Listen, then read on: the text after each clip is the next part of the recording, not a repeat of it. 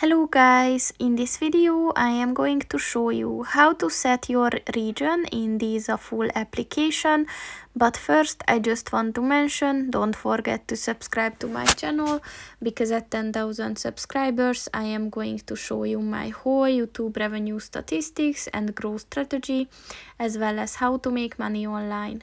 Let's jump into it. First of all, open the application on your phone. And then click on the account button at the bottom of the page on the right. And then click on the settings button at the top of the page on the right.